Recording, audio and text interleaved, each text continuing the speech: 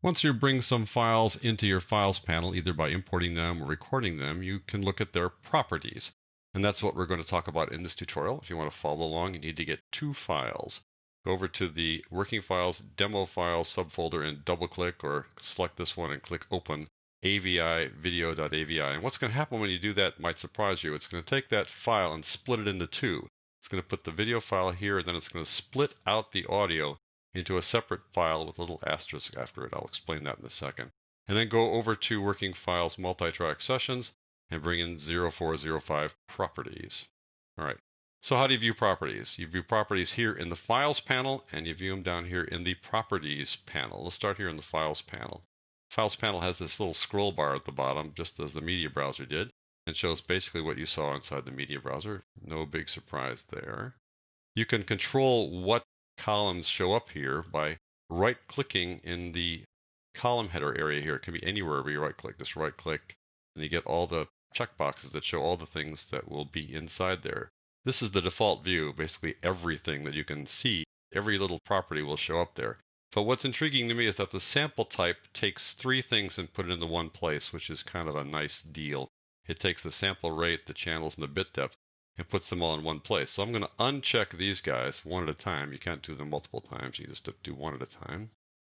And then I'm going to go down and add sample type. And sample type will be at the very end, because that's the last thing on the list. There it is. So it's 48,000 samples per second. It's stereo or mono or two channels. I'll talk about that in a moment. It's 32-bit or 24-bit. So all that stuff is in one place. And I kind of like seeing that right toward the top, right near the beginning here. So how can I see that if it's way back here? Well, you can slide things over. So I'm going to open this up, make it a little wider so it's easier to manipulate for a second here. Then you can drag a column like that right across the line. There you go. Now we're getting it pretty close.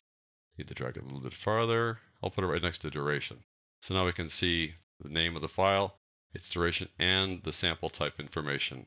This is the format and other information on here, including the file path. Now you'll notice something here. There's no file path for this guy.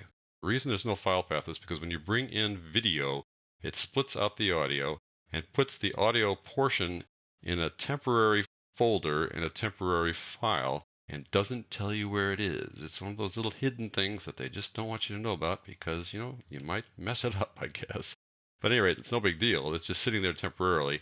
And if you change it and then want to save it, or simply want to save it as a separate file, when you do save it, you'll click File Save or File Save As, either one, and it'll ask you where do you want to put this guy. You can't put it in the temporary folder.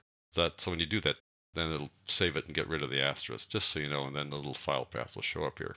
Let's just talk about a couple other things. You can put these guys in alphabetical order by clicking on Name, or reverse alphabetical order if you click it more than once. There we go. It does numbers first and then goes down the line. You can also arrange it by duration. And all these things can be put into an order. You can put things in order based on the source format, and it'll bunch them all together, however that works. All these little things can be arranged simply by clicking the column header, including when you access them, meaning when you brought them in or when you actually used them in the project. So let me go back to the beginning here, click on alphabetical because that's the logical one for me, and make sure it goes from top to bottom and stretch this guy back across there. Okay, that is the Files panel. Let me go down to the Properties panel. Now, in the default view, which we've got here, you won't see the Properties panel. The media browser will be in front, but the Properties panel will be over here. To see it, click on the tab, and there you are in the Properties panel. And if you don't see the Properties panel in this group, it's because you probably don't have the default workspace open, so you can always go to Window, Properties, and that'll bring it up front like that.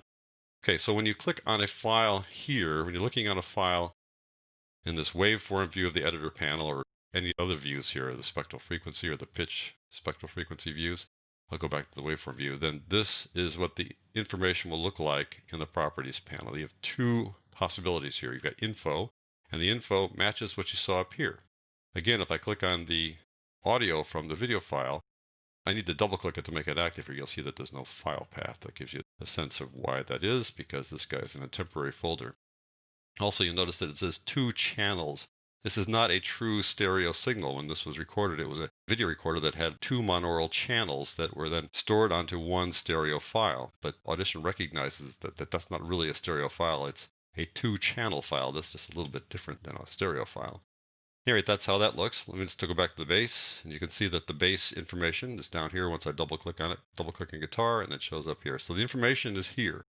And down below, there's something called time display, and the time display matches whatever you've set inside your preferences. If you go to Edit, Preferences, Adobe Audition Preferences in Mac, go down here and go down to time display, you'll see that this information here matches what you saw over there. It's grayed out now because we got this guy open, but it's the same thing. Let me just close that down. That's because you want to see what's called decimal time here. That's minutes, seconds, and thousandths of a second. But you can change that. If you want to change it to something else like samples, and watch what happens. This time ruler will change, and all the times here will change from decimal view, minutes, seconds, and thousandths of a second, to samples. Everybody changes there. If I were to go to the multi-track session, you'll notice that it doesn't change. It still is decimal. It's because the multi-track session operates independently of the files. So when I go here, suddenly the duration is back to minutes again. I can always change the multi-track session if I want to samples as well. So let me go back to the guitar file, and I'd rather have this guy synchronized back up again, so I'll click that. There we go. Now we're synchronized back up again. So that's the properties panel when you're looking at a file. But when you're looking at a multi-track session, it's different. Let me just show you that. We're going to talk about multi-track sessions in much greater detail quite a bit later in the tutorial, but I want to show you that when you have a multi-track session open and the multi-track session is active, then it shows you that if you click on the multi-track session and click away from the file so that the file's not selected, the multi-track session information shows up over here, which has an additional line called metronome. So it's a little bit different than when you look at a clip.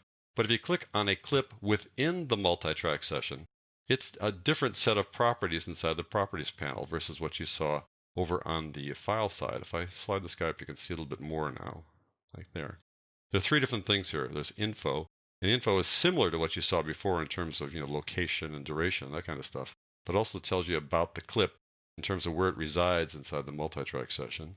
You scroll down, you see something called basic settings. Well, the clip inside the multi-track session has some basic settings that relate to the multi-track session, not so much to the clip. So this guy is active. For instance, I can change the color if I want to do that.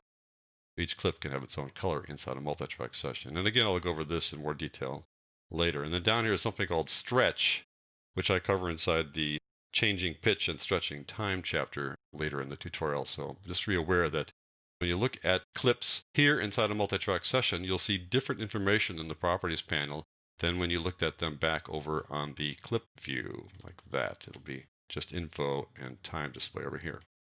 So that's just a quick rundown on checking out the properties here in the Files panel and in the Properties panel for individual clips.